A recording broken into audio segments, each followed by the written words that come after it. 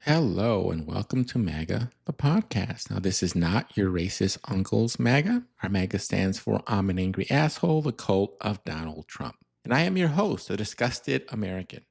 The mission of this podcast is to show how Don the Con bamboozled our nation. Our goal is to help make sure the cult of MAGA goes down in flames by 2028, to stop it before MAGA becomes unstoppable and our democracy further decays into a dictatorship. If we want the cult of MAGA to end, we have to know how it began and why it spread. We have to go back to Trump 1.0, the election of 2016. So in our last episode, we took a look at Facebook's role in the 2016 election, how Facebook's core structure, its system of likes that funnel content that already agrees with what people believed, helped spread the paranoid style of American politics that took hold of the right wing. And it empowered micro-targeting, people ripe for the immigration boogeyman. It's what Trump rode to go from worst to first during his first month in the 2016 campaign. This combo of fake news and Facebook created a winning recipe for Trump to be able to eke out those razor-thin margins in battleground states that flipped from blue to red in 2016. Florida, Ohio, Pennsylvania, Wisconsin, and Michigan. So this week, we're going to start delving into the personal con man skills that Trump uses to bamboozle people. We're going to start to explore the art of the con. And the first skill we're going to take a look at is a skill known as framing. That means positioning an issue on very specific terms. Now, this may not seem like a big deal, but it's the key to everything else that Trump does. Okay, so before we get into framing in particular, let's step back and take a look at what a con man does in general. So a con man is a person who swindles or misleads his victims through the use of a confidence game. A con man knows that it's human nature to want to trust other people, so they manipulate this natural desire to trust others for their own personal gain. Now, how do they do this? How does framing work? Well, there's 5 steps to framing a successful con. 1, you have to appeal to biases and desires. Con artists will craft stories and present information in ways that resonate with the victim's existing beliefs, biases, hopes, and desires. So they might promise things like quick riches. They may appeal to a longing for companionship. Or they may offer solutions to your anxieties and fears. Step 2, building a false sense of trust and familiarity. So they might invoke fake shared interests or experiences. They might pretend to be a friend of a friend. Or they may create a persona that the victim finds relatable and trustworthy. Step 3, manipulate emotions. Con artists are very skilled at triggering emotions like empathy, greed, fear, or urgency.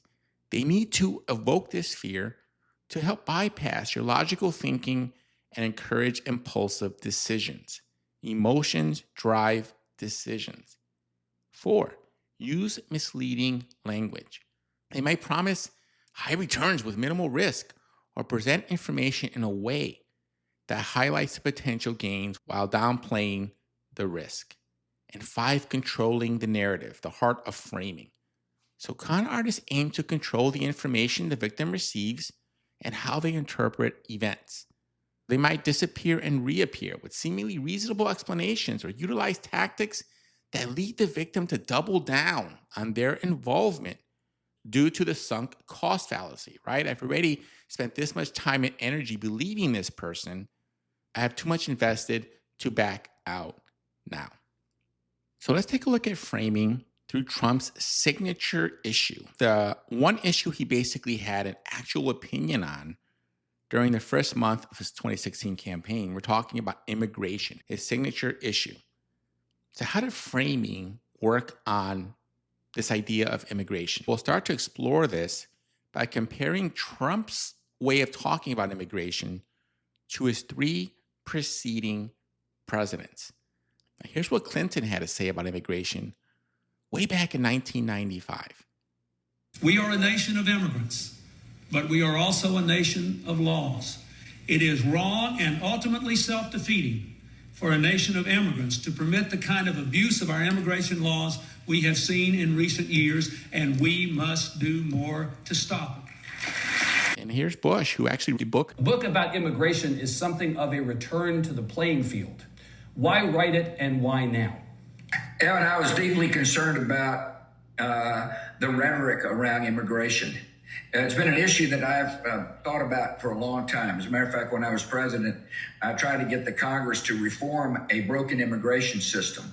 And so I thought it was appropriate to basically say to American people, let's refocus our attention on immigration in a way that understands the contributions immigrants make to our society. Not only do I think immigrants renew our soul and bring a spirit to our country, but also it helps our economy. And I'm afraid those aspects have been lost during the debate. And finally, President Obama will take steps to deal responsibly with the millions of undocumented immigrants who already live in our country. Undocumented workers broke our immigration laws, and I believe that they must be held accountable, especially those who may be dangerous. And that's why we're going to keep focusing enforcement resources on actual threats to our security. Felons, not families. Criminals, not children. Gang members, not a mom who's working hard to provide for her kids. And notice how all three of these presidents talked about immigration, right? This idea of we're a nation of immigrants and a nation of laws. There's nuance there. Felons versus families. Even this idea that immigrants are the soul of America and a key part of the economy. That was a Republican president, Bush, talking. But they talked about the issue with nuance. All of them wanted to deport criminals without deporting people that follow the law and contribute to our economy. Nobody advocated for open borders or for letting violent criminals stay in the United States. Now compare this nuance to how Trump talked about immigration. When Mexico sends its people, they're not sending their best. They're not sending you. They're not sending you. They're sending people that have lots of problems, and they're bringing those problems with us. They're bringing drugs. They're bringing crime. They're rapists. And some, I assume, are good people. But I speak to border guards, and they tell us what we're getting. And it only makes common sense. It only makes common sense.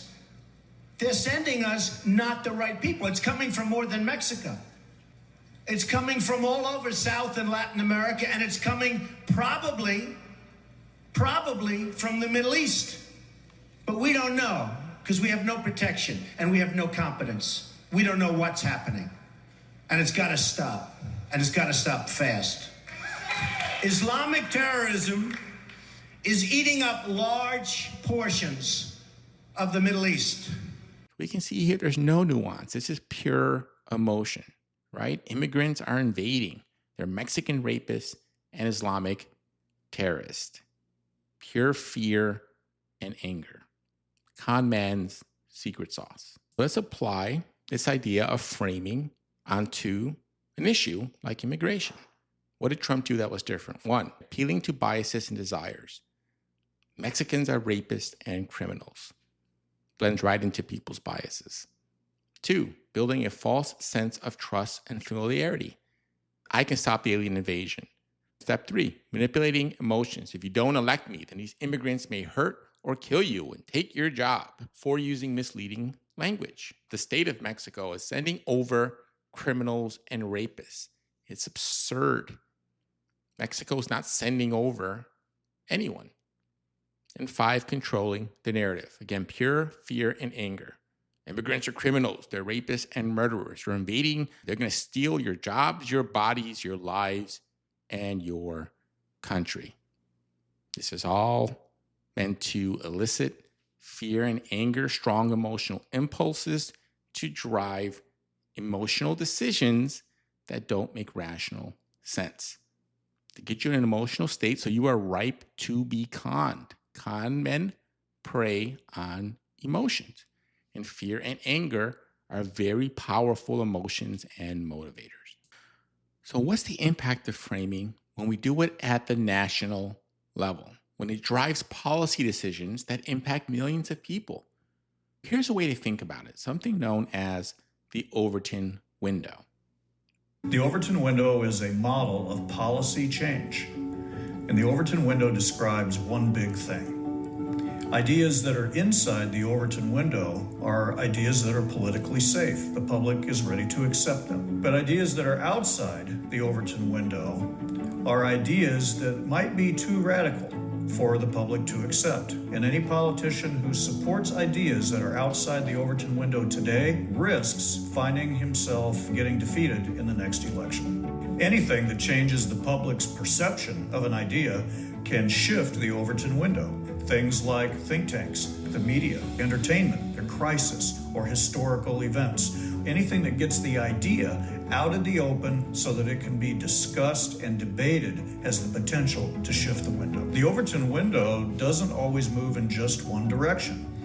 For a public policy on alcohol, for example, we have the Overton window moving toward less freedom when prohibition was enacted. The consumption of alcohol was made illegal because the public was fed up with the social problems caused by very high alcohol consumption back in those days. When people saw the effects of prohibition, however, they decided that the law that they thought they wanted, they weren't too happy with.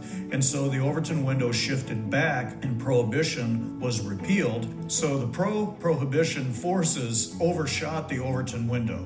Policies where the window is shifted toward more freedom would be women's suffrage. Clearly, that's an area of more freedom today than it was 100 years ago. And in an even shorter period of time, many of citizens' rights regarding firearms have shifted in the direction of more freedom. There's a common misperception about the Overton window, and that is that politicians themselves move the Overton window. That's backwards. What politicians are good at is detecting where the Overton window is and reacting to it at any point in time. The Overton window cannot tell you if a policy is good or bad. What the Overton window does is tell you what policies are on the verge of possibility. Ideas that are near the edge of the Overton window, but just outside of it, may be tomorrow's policy reality. If you look at what's happened since 2016, a lot of ideas that seemed and were framed as crazy and fringe did become mainstream because Donald Trump supported them. If we start to apply some of these lessons collectively, right, we take a look at the impact of changing frame on policy at the national level, the Overton window, we can see how immigrants have slowly descended into the current situation.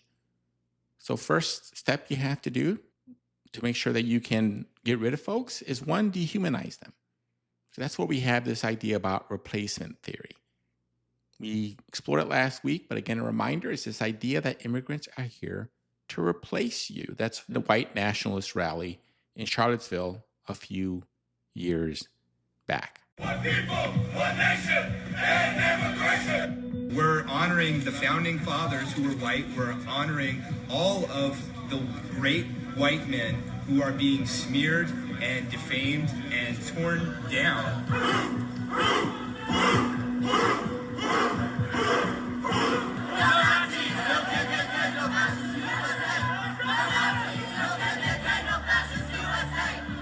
They're going to take your jobs, or they're going to vote out your interest. It's never been proven at any kind of a national level, but it is a boogeyman that we constantly hear, right? Immigrants are here to replace you. They're going to take your jobs. They're going to vote you out. We also hear that immigrants are criminals and immigrants cannot integrate. This idea of immigrant folks being savages who can't assimilate, this goes back a long way. Europeans come to this continent, literally ethnically cleanse the indigenous population out of existence, kill them on a scale that has hardly been equaled, and refer to them as savages. That's an achievement. Who's the savage? The first time I encountered this was in a little town in Massachusetts called Deerfield. It's a reconstruction of what that little town looked like in colonial America. And in front of each house is a plaque that explains something about this house. And then description. On the 18th of October of 1702, the savages attacked. The first time I saw this, the savages. You come in here, destroy everything these people have, and they are the savages. That's an interesting move. It is. You know? I hadn't thought of that before. Think about it. And it can change policy, even for the same group of people. So take a look at the folks known as dreamers, right? That came in under DACA and how these folks were considered back when the term was first introduced to us by Obama. We took up the cause of the dreamers, the young people who were brought to this country as children, young people who've grown up here, built their lives here, have futures here. We said that if you're able to meet some basic criteria, like pursuing an education, then we'll consider offering you the chance to come out of the shadows so that you can live here and work here legally, so that you can finally have the dignity of knowing you belong. And how it went to this under Trump. Caroline Diaz-Goncalves came to the United States as a child and was given dreamer status. But after a traffic stop earlier this month, she was detained by ICE and brought to a detention center despite her being in the country legally, where she says she felt scared and alone. Diaz-Goncalves' arrest for a traffic stop is one of many that have raised questions about Trump's continued promises to prioritize detaining the worst of the worst. The Department of Homeland Security will be required to detain all illegal aliens who have been arrested for theft, burglary, larceny, shoplifting, assaulting a police officer, murder, or any crime that results in death or serious injury. We will put these vicious and bloodthirsty criminals in jail. Despite that, new internal ICE data obtained by NBC News has shown that ICE has arrested only 6% of known undocumented immigrants who have been convicted of homicide. And almost half of the people in custody have neither been convicted nor charged with any crime.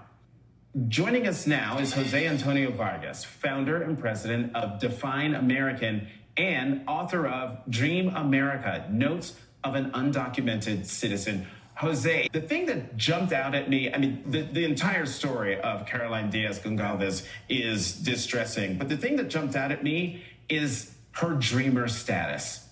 We've watched for weeks, for months, ICE detaining people who are undocumented, and even some who are U.S. citizens, deporting them to El Salvador and third-party countries. But the thing that I've always been concerned about is, what about dreamers? And now here we have, at least in this case of Caroline Goncalves, that she's a dreamer who got caught up in that. You're also a dreamer. How concerned are you that that is the next frontier in the president's drive at mass deportation?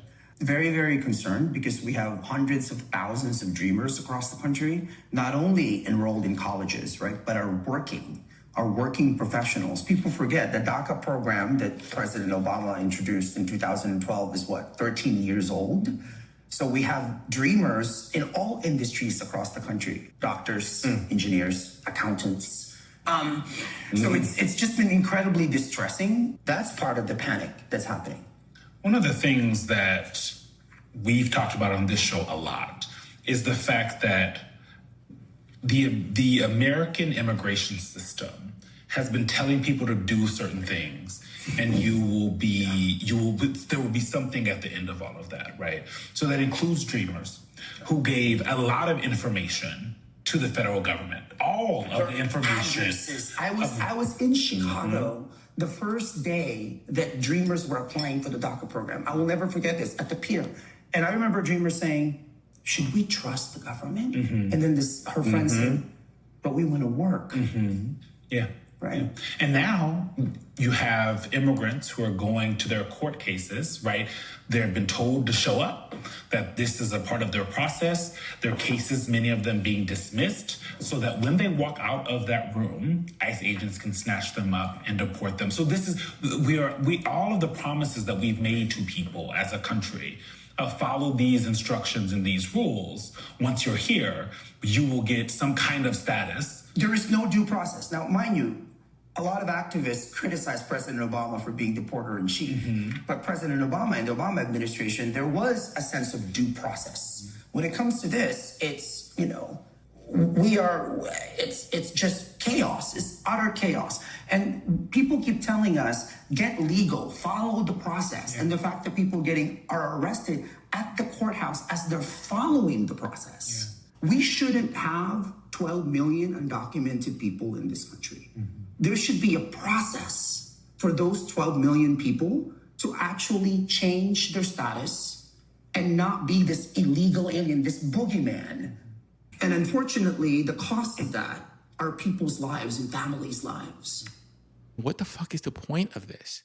What does this mass deportation do if most of the people we're deporting are not criminals? It goes back again to this idea of felons versus families. Also, what happens to folks who are seeking asylum? The Trump administration is planning to dismiss asylum claims for potentially hundreds of thousands of migrants in the United States and make them immediately deportable. That, according to two sources familiar with the matter. Now, under U.S. law, migrants can seek asylum in the United States if they are fleeing persecution or dangerous conditions back at home, regardless of how they entered the United States. But this latest move targets those who crossed into the United States unlawfully and could also put them on fast-track deportation proceedings, meaning they wouldn't have a hearing before an immigration judge. If we dehumanize these folks, we're moving away from this idea of immigration reform and moving more towards this idea of snatch and grabs. And it's not just folks that are undocumented. We're talking about Americans who get snatched up and then dehumanized, like this teenager a few weeks back. Immigration advocates in Florida say the expansion of state and local law enforcement's role in illegal immigrant crackdowns contributed to the violent arrest of an American teen. CBS's Christian Benavides reports when the 18-year-old said he was a U.S. citizen, the response was, "You have no rights." Wait, that's not how you arrest people on the ground. This was the moment Border Patrol and Florida Highway Patrol officers detained a U.S. citizen while conducting immigration enforcement. Kenny Linetz, an 18-year-old high school senior, was on his way to work as a landscaper with two other co-workers and his mother, who was driving. I got rights to talk, bro. You got no rights here. I do. Bro. Get up. I was born and raised here. As a U.S. citizen, you hear that from an authority figure. What goes through your heart, through your mind? I don't know, like, it hurts me hearing them saying that I have no rights here because I look like Hispanic. The video comes as Florida will deputize more than 1,800 additional law enforcement officers to conduct immigration operations as part of a statewide crackdown. They were pulled over for having too many people sitting on the front seat of the car. Two passengers were undocumented. Officers deployed a taser. What am I doing?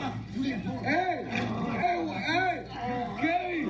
We're not resisting, we're not committing any crime to, run away. Linez's phone keeps rolling after he is detained, capturing this exchange between the officers. I'm starting to resist more now. We're gonna end up shooting someone. Just remember, you can smell that too with a $30,000. Laws are just, they're no longer being respected. They're no longer being upheld. Mariana Blanco is a director of the Guatemala Maya Center, an advocacy group that opposes Florida's new crackdown. Deputizing these agents so quickly is going to bring severe consequences. The Highway Patrol did not respond to a request for comment. U.S. Customs and Border Protection said that the individuals resisted arrest and that their officers are facing a surge in assaults while doing their job. In their statement, they made no mention of the U.S. citizen who was detained. All this falls within the current Overton window on immigration.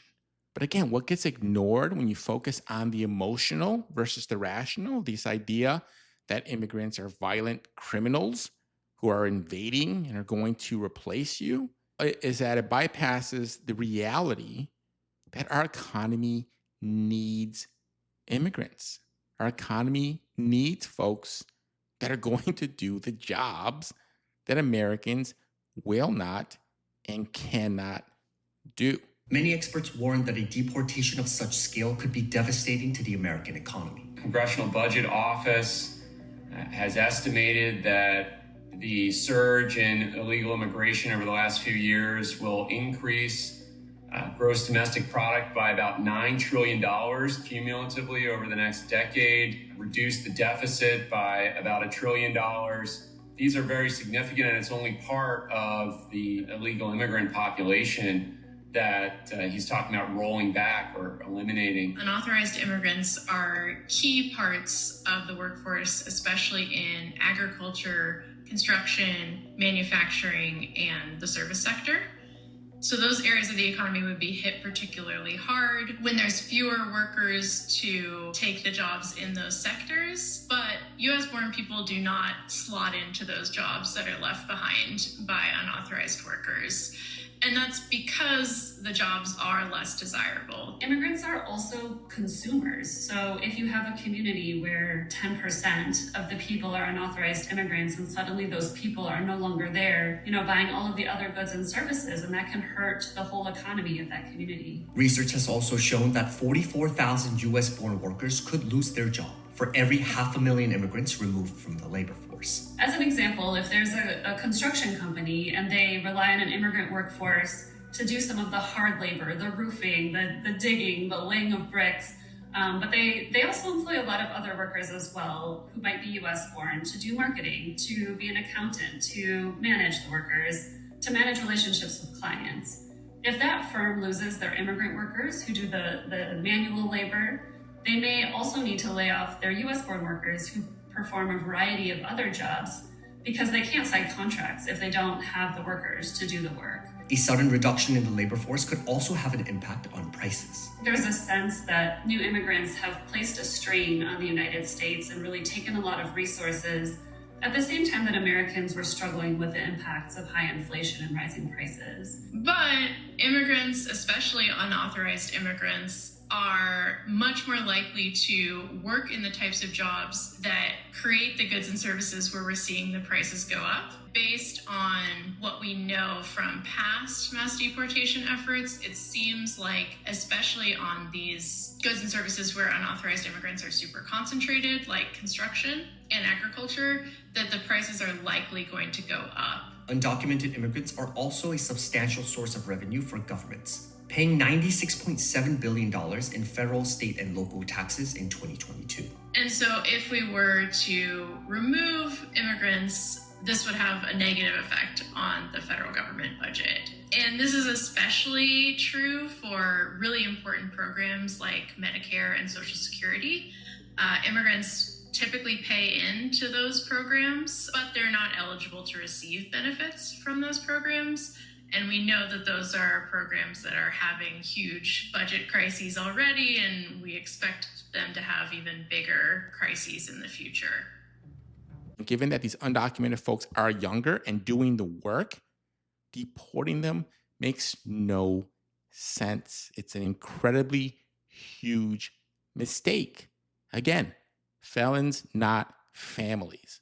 And we're not deporting murderers like Trump claimed. MS-13 is not hanging out in front of Home Depot and in front of 7-Eleven.